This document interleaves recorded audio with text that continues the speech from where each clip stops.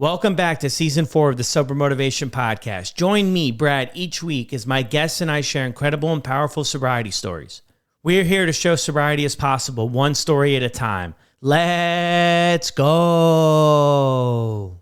In this episode of the podcast, I talk with Steve, who shares his story of growing up surrounded by alcohol. Steve recounts his childhood in the 70s and 80s in Michigan, where drinking was a cultural norm, and how his environment shaped his early relationship with alcohol. He discusses his high school years, during which his house became a hub for parties. Steve explains how his seemingly casual drinking habit evolved into a daily routine and a coping mechanism for other stress in his life and also the pressures.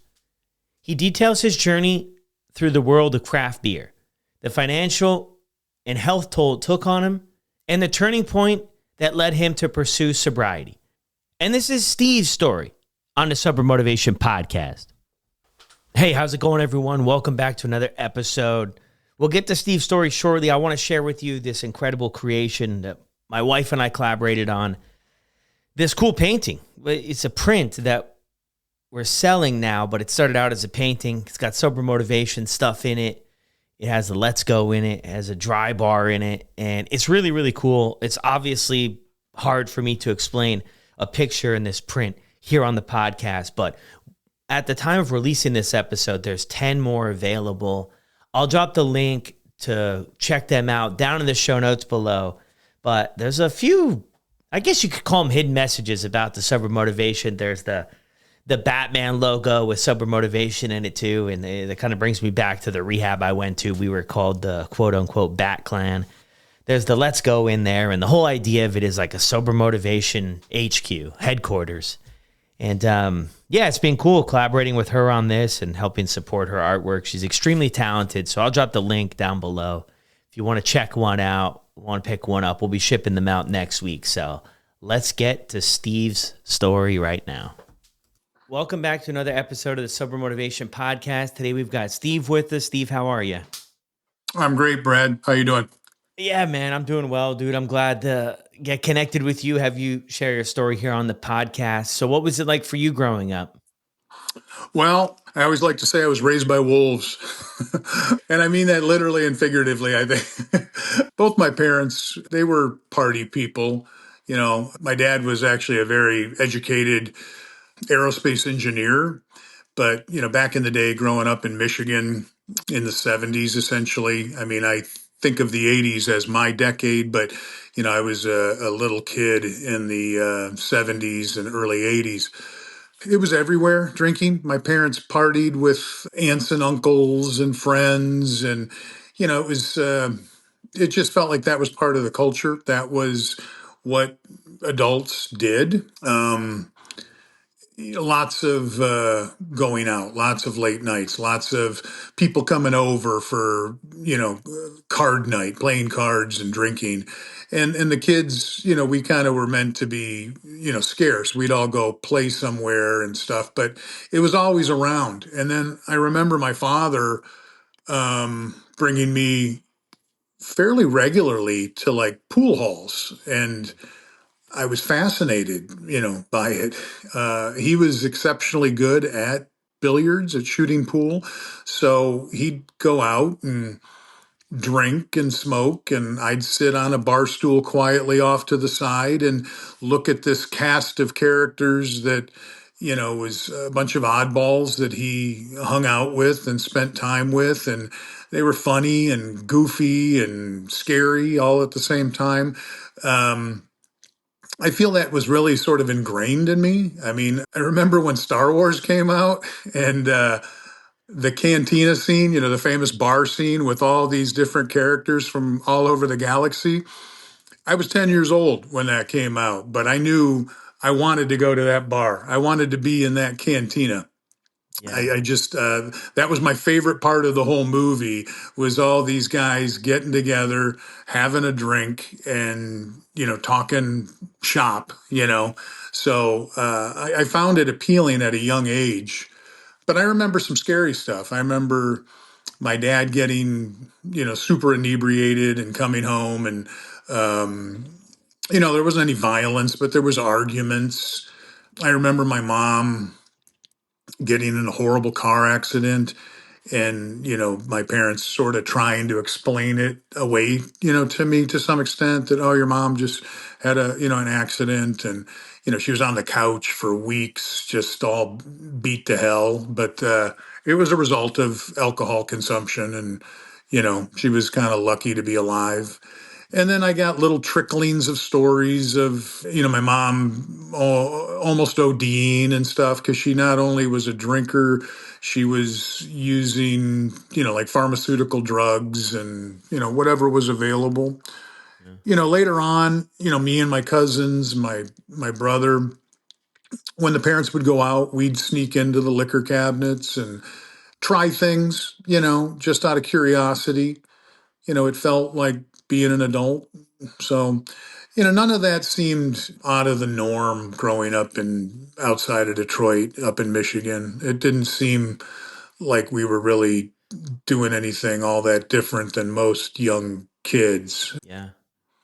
Looking back now, I mean, what impact do you think that had on you of kind of seeing it everywhere, kind of being normalized to, in just being a part of life and the culture? Looking back, It just felt normal, I think, at that time. My parents ended up divorcing when I was about 9 years old. And I think when you're that young, you can roll with it.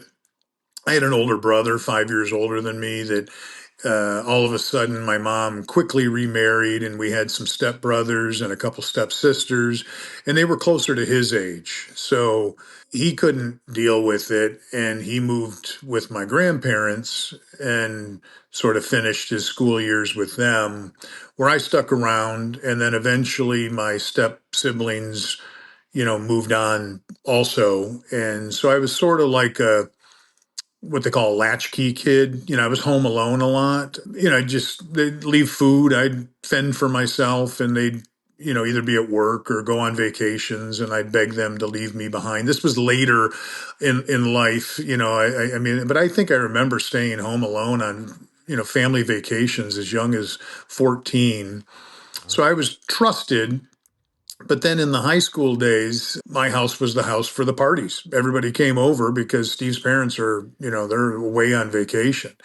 And it got quite raucous, I mean, it was a small town in Michigan. That's what young people did on Friday, Saturday night, especially once you got to driving age and stuff like that. This beard that you and I are both rocking, I could grow when I was like in 11th grade, so I had no problem buying alcohol for like everybody.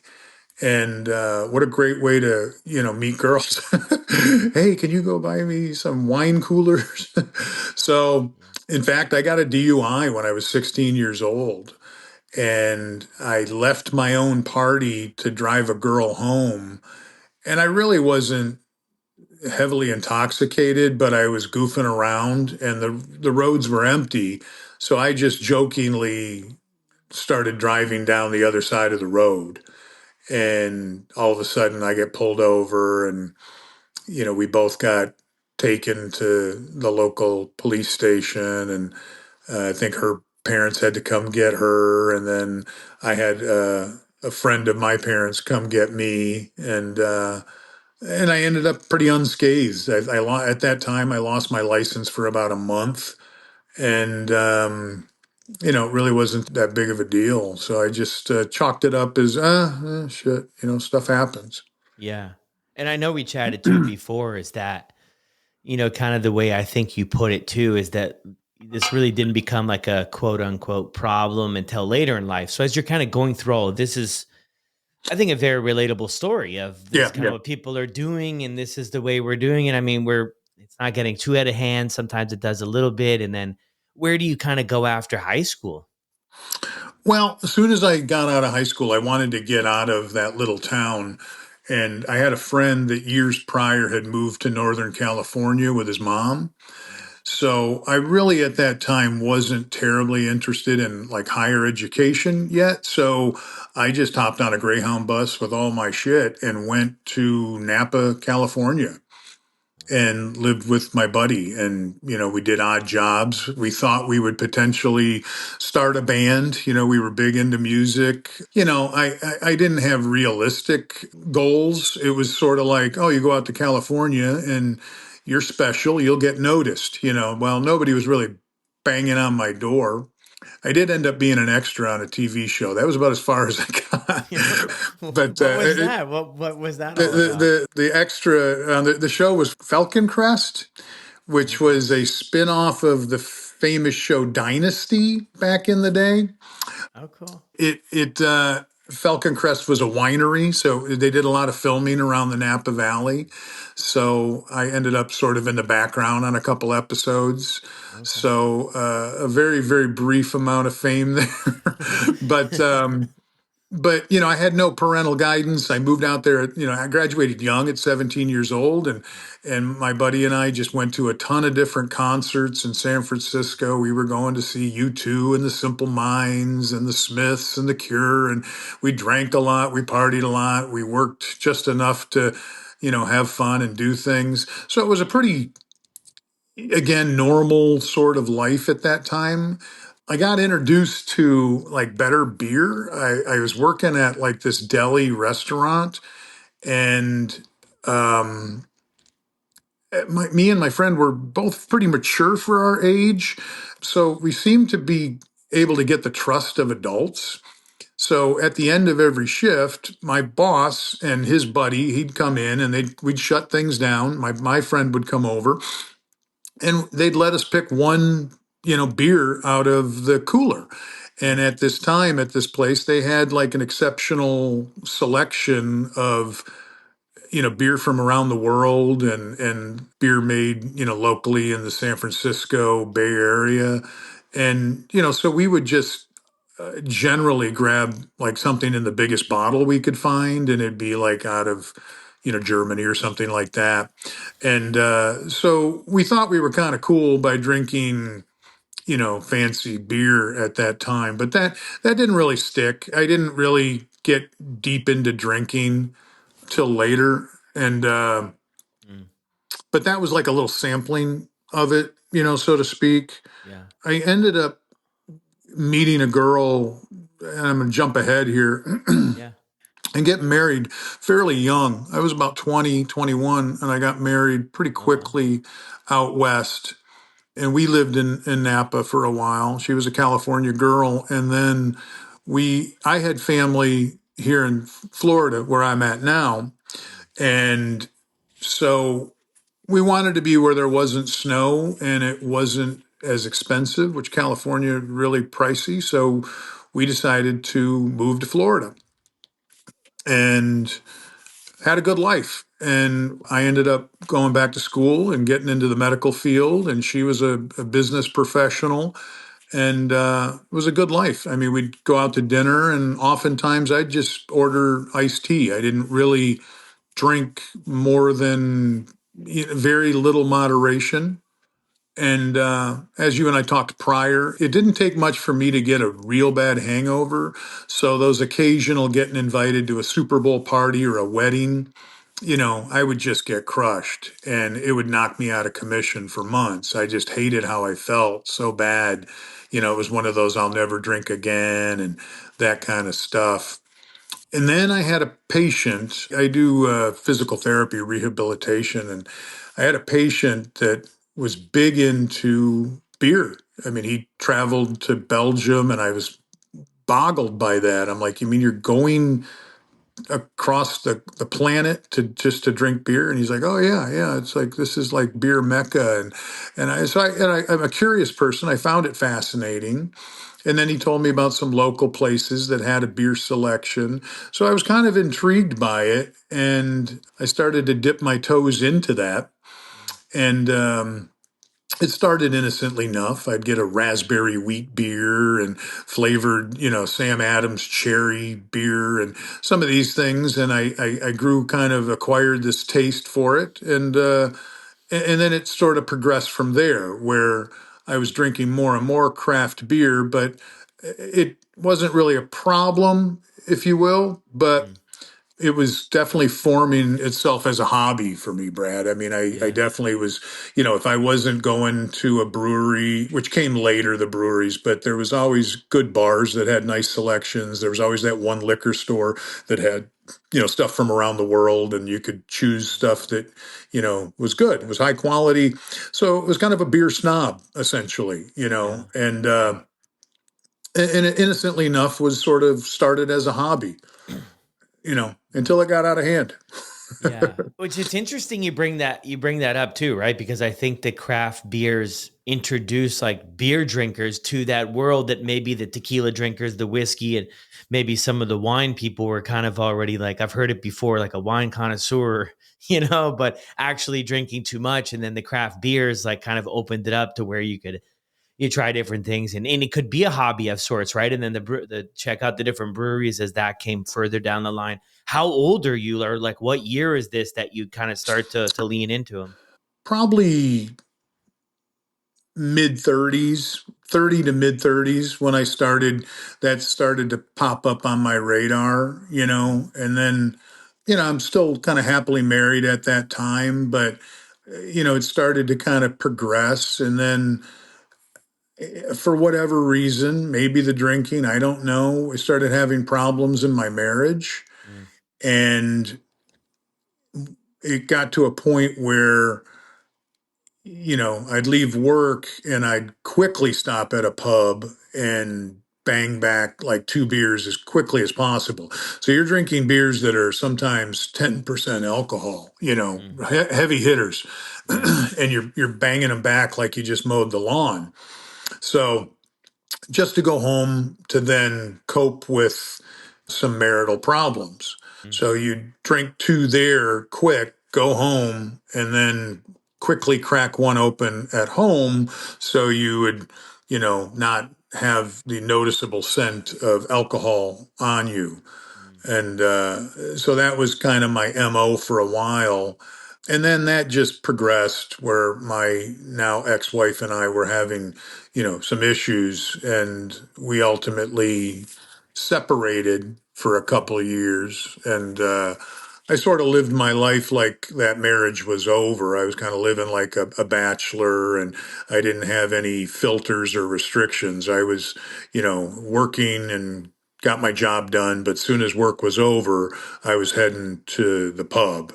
And then shortly after, the brewery thing just started popping up everywhere. The craft beer thing, everybody, yeah. started getting breweries to the point where even I, who loved them, thought, well, this isn't sustainable. We've got like five in this town. How is this Yeah. realistic? But they all brought something different to the table, and people were into it. They were really into it, and they're still seemingly getting into it. You've got kind of people that are newer to that, Hmm. and I mentioned to you earlier that the it's no longer going to a seedy bar. You talk to your, if you're a young woman with a child and a baby, and you tell your mom on the phone or your grandmother on the phone, oh, we're going to the brewery. What do you mean you're going to the brewery? Well, it's not like a seedy bar, Mom. They do yoga and they do Pilates and they have a run club, and the kids are welcome and dogs are welcome. So here's this family friendly, welcoming environment.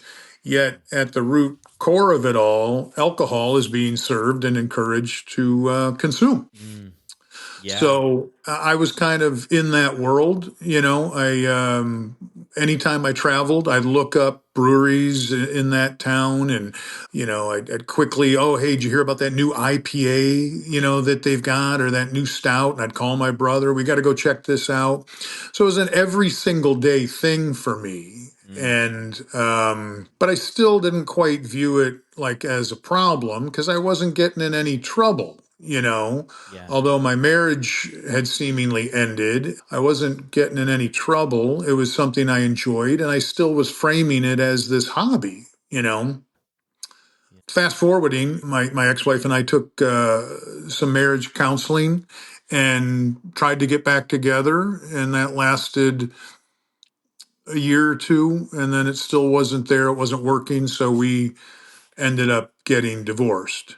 And I moved about an hour out of the town I'm in to up to St. Pete, Florida, which is a very vibrant, hip town with lots of breweries, lots of bars, lots of restaurants, very artsy, kind of cool. Mm, And I loved it. It was my first taste at sort of city living. I could leave work, go up there, park my car, and have no need to get back in my car until Monday morning when I had to drive back into town for work.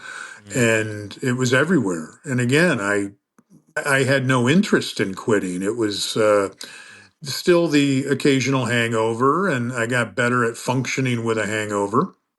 mm, But I'll tell you, it got to a point where my anxiety was so ramped up mm, that, I'd stand in the shower in the morning and think, wow, is this the day that I kill somebody? Or is this the day I get a DUI and really mess up my life? But, come 4 or 5 o'clock, I was heading right back to the pub or the brewery.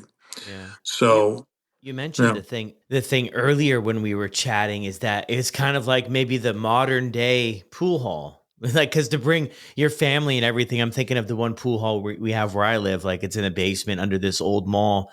It's probably not going to be the place where everybody hangs out like maybe before, but now it's like the modern place where you can bring everybody gather with kind of beer at the center yeah. of things. Yeah, do you ever look back? Because I'm really intrigued here how, for the longest time anyway, for some time there, you're able to, have a bad hangover, take a couple months off, and then, when you were with your wife, go out for dinner and get iced tea or whatever, Hmm. and then you kind of get into the beer thing. And it's a lot of people's story, I think, right? Is like it's slow. It's a slow burn for some to where, Yeah. one day it's like this, and maybe 5 years later it's completely different. Do you have any idea or put a finger on anything of like what that looked like at the time, or what was kind of going on there to keep you going in that direction? The thing with the craft beer is it was never about getting drunk or even the buzz per se. I absolutely love the taste of a really hoppy IPA, and these breweries just kept upping their game and making these things more and more desirable. And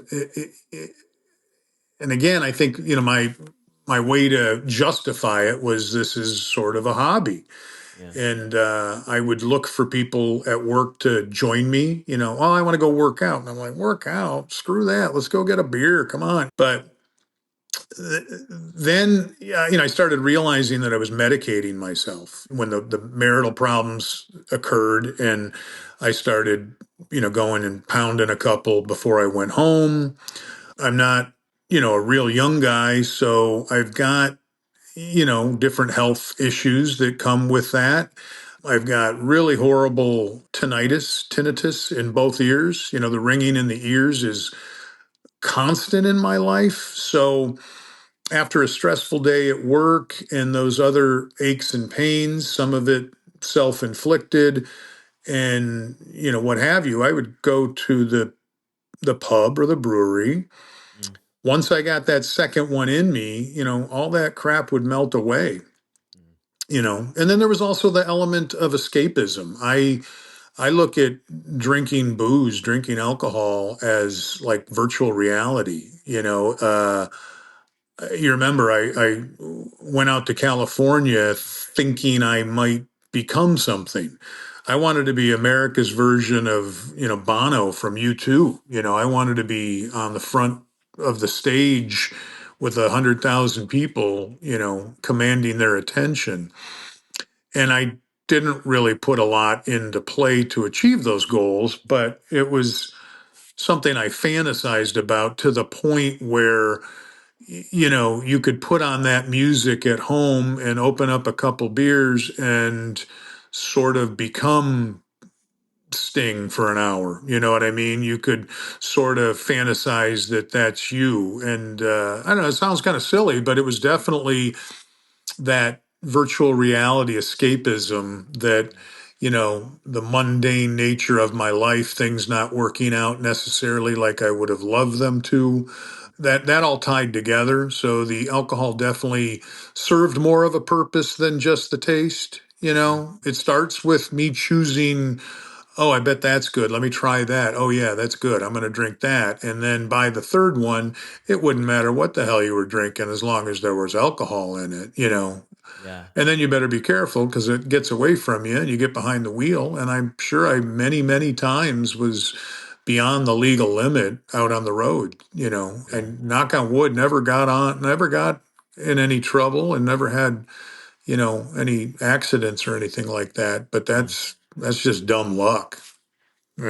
yeah. I was talking with a friend the other day too about alcohol too. And it's just so many, there's potential for so many things to go sideways when alcohol is involved. I was like, hey, the second I quit drinking, of course, my life still happens and there's all these moving parts. But when I eliminated that aspect of things, of like not acting as who I am, like I became somebody else, not every time, but a lot of Yeah. the times I became somebody else, did things or said things that I would never do or never say, that I didn't believe, that Yeah. weren't aligned with my values.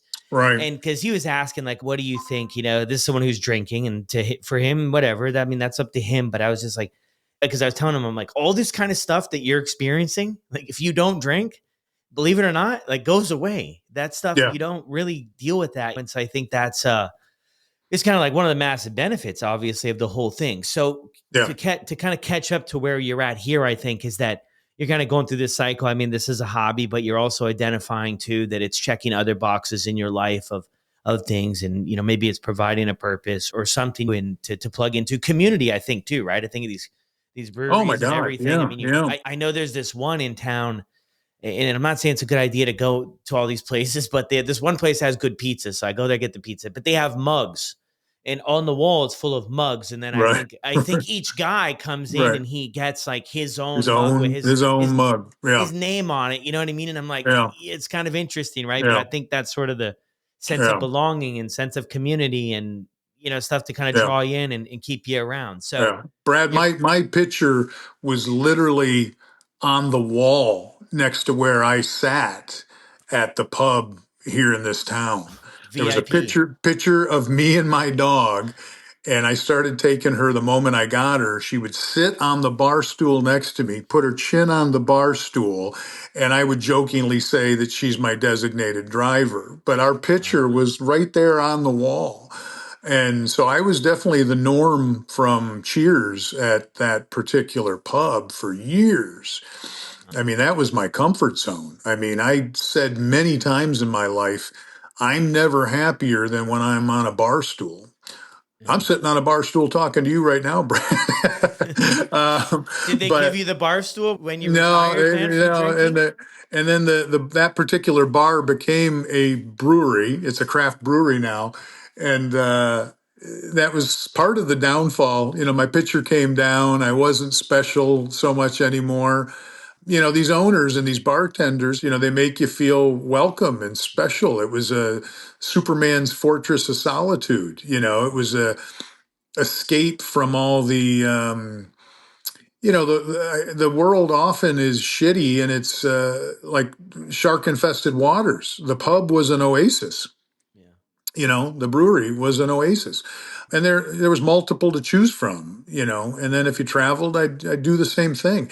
I love going to Ireland and England and those pubs over there and the history. And what I loved a lot about it was the fact that all ages were welcome. You didn't have just young people. You had young guys and young gals, but you'd also have older folks that they were all intermingling, and it was just part of their culture. And I'm like, man, I want to be here. This is home. This feels right. Right. So uh, I I have a lot of other interests, but there's just something about that world.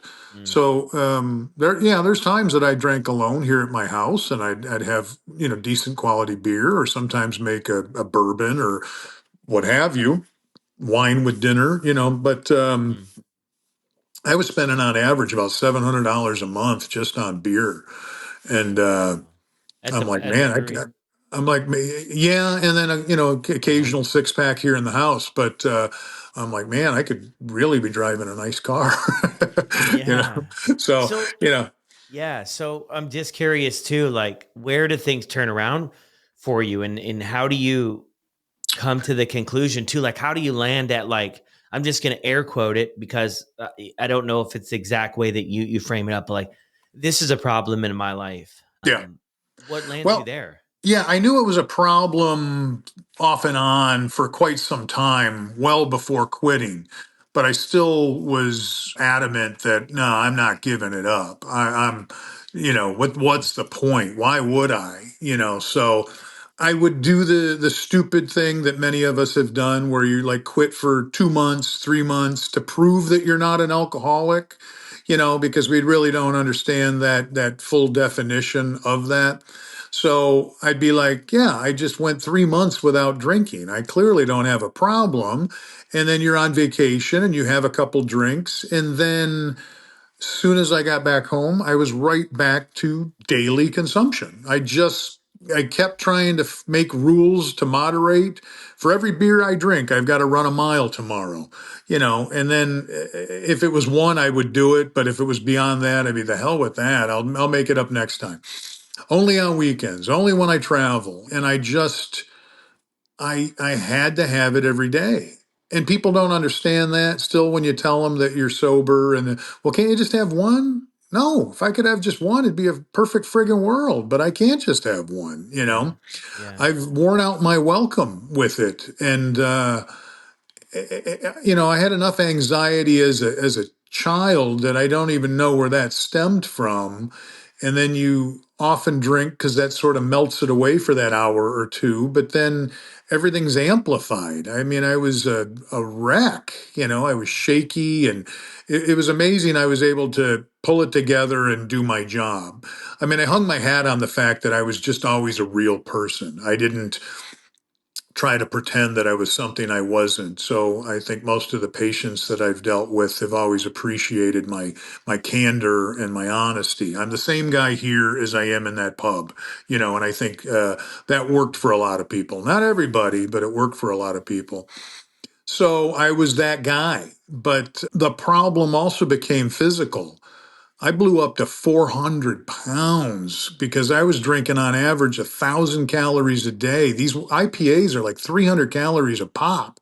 Wow. So you have three of them a night on average, I was easily exceeding that. I would have sometimes only one, but I had 10 on Sunday, or as football, or as Saturday, I'd go and have seven. Mm. So, it's Tuesday, it's bingo night at the brewery. So let's go there. And it happened to be BOGO. So you had four or six. So I was, and then when you drink that much, you make horrible food choices. Mm. It's well, let's stop at Taco Bell. I've got to get something in my system to soak up all this alcohol. So one thing led to another. I blew up to 400 pounds. So Yeah. then, like an idiot, I thought, you know what? I'm not going to quit drinking. I'm just going to stop eating.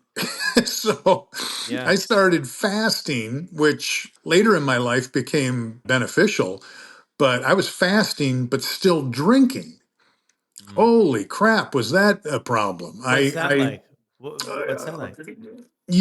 I did the goofiest shit. I became like a sleepwalker. I scared the hell out of my fiance. I mean, there was one time that I'm just in the middle of the night getting up and trying to move a dresser, and she's like Oof. crying, what are you doing? And I'm just hell bent on moving a dresser at 3 o'clock in the morning, but I was asleep. I was Wow. just on this autopilot. It was so bizarre because I had all this alcohol in me, but I wasn't eating for like days. And I'm like, oh, I figured this out. I can still drink, but I'm going to lose weight because I'm not going to eat. Wow. Dumb. Really dumb. And then, one time I got up and didn't go to the bathroom. And in my dream, I was at the bathroom. So I'm peeing in the corner of the room. And I had a flashback of when my dad came home once and did that. And I'm like, Mm. what the hell is going on? What have I become? You Yeah. know? And Yeah. it finally just dawned on me when again, up to 400 pounds, really struggling, just getting up my stairs. I thought to myself, I said, you know what? You're going to die in your sleep one of these nights at Mm. this rate that you're going sooner than later, and nobody's going to be surprised. Nobody's going to be shocked. They're going to be like, well, God, he was 400 pounds. He drank like an animal. He had angst and anxiety and anger. So it was then and there that I said, I've got to just leave it behind. And, I don't recommend this, but, we as humans, I think we like to make things sort of monumental. We like to be able to celebrate things. We like things in time lines and time periods, and we like to mark our calendar. So I decided on New Year's Eve on 2022 that those would be my last beers. Mm. And I was pretty adamant that I want this now. It's not a matter of my ex-wife wanting it for me. It's not a matter of my fiance, who I lived with and love and wanted me to end it. I made the decision. It's time. And I'm Mm. a believer that when it comes to quitting alcohol, it really just has to be what you want to do. You can't do it for legalities and be made to go to AA. You can't do it for other people. You've got to just truly want to do it. Yeah. All the ultimatums in the world don't matter. It's just got to be your choice. So I went to a couple buddies' house. I brought like 4 or 5 different IPAs. I don't know if I even told those guys, and they weren't real big drinkers. One of them wasn't a drinker at all. The other one, a little bit here and there. But I knew in my mind this is going to be it. And the reason I was with them on New Year's Eve, my fiance is a nurse. She works a lot. She happened to be working that night. I wasn't going to see her, so I just went and hanged out with them. And then the next day, I hit the ground running. I started focusing on my gut health. I set some real rules and parameters when it came to sleep and my sleep Mm. hygiene. Mm. I started studying the ancient Greek philosophy of Stoicism, Mm. which has really extremely helped kind of guide my daily life and this problem of alcoholism. Yeah. So I just put a plan together and started climbing up and down the stairs, and within 8 months I lost 100 pounds. I was Wow. sleeping like I'd never slept in my life. Nothing seemed to phase me. Man, I could get cut off in traffic and just not give a shit. I mean, I Yeah. mean, Yeah.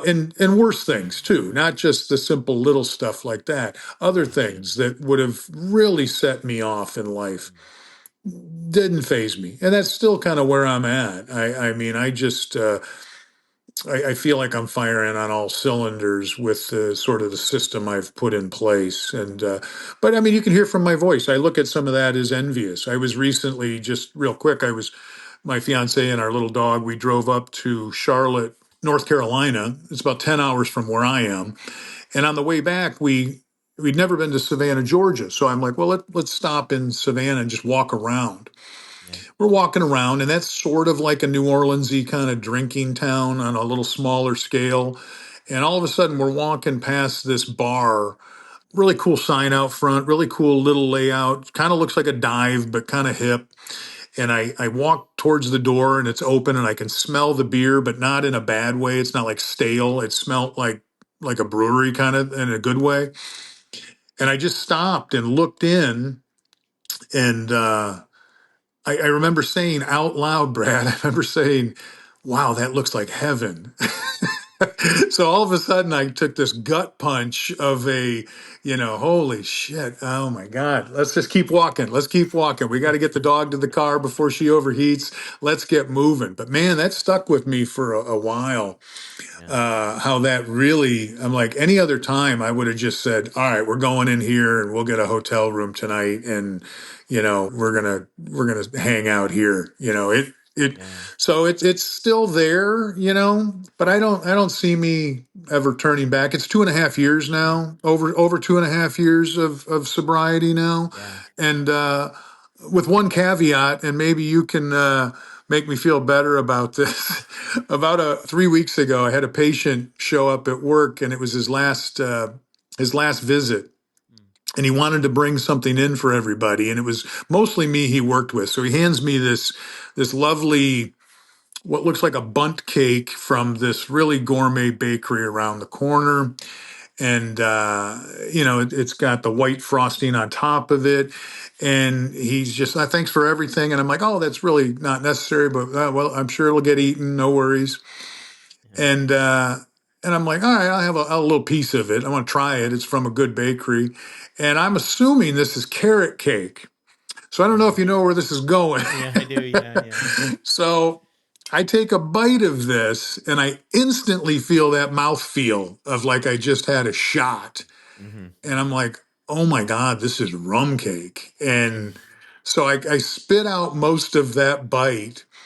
And then I quickly Google, with rum cake, does all the booze get cooked away? And it doesn't necessarily, because they'll cook it with rum and then they'll like drizzle rum on top of this. And then I'm thinking, who the hell brings somebody at work Rum a cake. rum cake? We all got to work. So I'm going to put an asterisk, I guess, by that one. But I just thought that was Yeah. kind of a fun story. It is. I mean, it is too. And like, even with the mocktails and like the NA space really growing too, Yeah. I've had a handful of conversations with people like about, like the bartender accidentally did, whatever. And I mean, Yeah. I was even served one. I went out with my wife and I was ordering I think it's called Peroni. It's a green thing. And Hmm. so I never had it before, but they were like, that's what we have for the NA option. So I was like, okay. And then it came in Yeah. like a draft. And I was like, oh, that's weird. I've never seen like NA's not that big to where they're doing drafts. So Right. I was like, yeah. I was like, just to make sure we got the order right. Like if you could bring the bottle, that'd be great. Cause I always like want the bottle. I'll pour it Yeah. myself or see it. But yeah, Yeah. no, she had ordered the other one. You know what I mean? So Oh, but man. but yeah, I mean the way it was always explained to me, and like I'm not a guru that has all the answers or everybody should listen to me, but it's about the intention behind it. If I intended to drink something knowing where I was headed, but Right. I mean, but everybody kind of has their own thing. That's wild. Two Well, and a half years, man. those are the kind of dreams I have. I think everybody has these, drink dreams, and Mm, it's usually consuming by accident. It's not yeah. conscious. It's sort of like, oh no, I accidentally drank. Well, I guess it's over now. And you wake up very stressed about it. And those Hmm. still pop up every couple months. Yeah. Great job on 2.5+ years, a little bit over that now that we're just crossed over into like August here. But even with sort of the other journey too, I mean, you mentioned you lost 100 pounds there too. Like, I'm only guessing, right? I wasn't there and I don't know all the details, but like health wise, were you struggling too? Heart rate, blood pressure, Oh things yeah, like that? yeah. I'm not exaggerating when I say I was gonna probably die in my sleep, and Yeah. nobody was gonna be surprised. I'm 58 years old later this month, and I've already outlived my father, family history of a lot of things. I'm the last guy that should be walking around at 4 bills. So, Yeah. and I'm still working on always trying to level up when it comes to my health and what have you. I Yeah. talk a lot about this on, I have my podcast, Craft The Free. mega. Yeah, because I Yeah. gave up craft beer, and it's Craft Free, the weekly sober podcast, and it's only on Spotify. It's only audio, and it's a casual, lighthearted approach to, quitting alcohol and the pitfalls of that. I never told that rum cake story though, but yeah, I mean, it's a labor of love. It's sort of my meetings. I do it every single week, and sometimes it's 15 minutes, sometimes it's a half hour. It's only on Spotify, and I started it last December, I think. So I'm about 36, 37 episodes in, Wow. and it's fun. It's a labor of love. You got to come up with a topic and what have you. And I've had people ask me, hey, you want to interview me? And I'm like, no. I said, Brad's the guy. Reach out to Brad. He's good at that. I'm not going to be able to do that. But That's yeah, cool, so man. and it's not just about craft beer. I mean, I talk about everyday life. I talk about, loneliness and other problems and certain things based on stoicism. I used to do when I was drinking. I was doing stand-up comedy, Brad. I can't imagine doing it now without alcohol. I mean, I didn't have to be hammered, but it took a couple to get up on stage. So I interject a lot of humor into the podcast, and like I said, it's sort of a lighthearted approach. I felt there was a niche for it. I definitely try to shine a light on the craft brew industry. I mean, again, I jokingly refer to myself as the Luigi of craft breweries, but I once loved them and now I have a disdain for what they've done. But Yeah, yeah. So that's it's cool. fun and it helps. And I know Yeah. you got to go, Brad. It's been a pleasure. It's been great to talk to you. Yes, you as well, Steve. Thank you so much, man. And I'll drop the link if somebody wants to check out the podcast too. And I mean, I think you're right, man. I think this is a very serious subject and a very serious topic, but we have to find a way to have a little bit of fun with everything that Yeah. we do, or Yeah. it's like, why do it all? That's where I stand Yeah. with things. Like, why do, if we can't find a little bit of pleasure and fun and an outlet like that. So Yeah. I think that's Yeah. cool. You're bringing that to the table, man. Yeah. I'm not the guy that's going to give all the science and the statistics. You can find that stuff elsewhere, but I try to keep it real, raw, unfiltered like a hazy IPA. Yeah.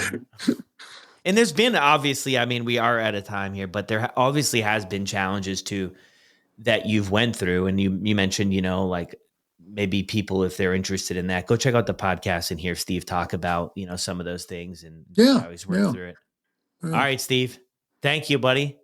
Brad, I appreciate it, buddy. Much love. Yeah, same to you. Well, there it is. Another incredible story here on the podcast. Thank you to Steve jumping on here and sharing your story with all of us here. I'll drop the podcast information and Instagram for Steve down in the show notes below if you want to connect, if you could relate to any of his journey with craft beer and how, I guess, there's a trapdoor there as well, is what we hear from Steve's journey and experience with it all. So keep rocking, Steve. Thank you as always for listening. And if you haven't left a review on Apple or Spotify, jump over there right now before you do anything else. Leave a 5-star review and I'll see you on the next one.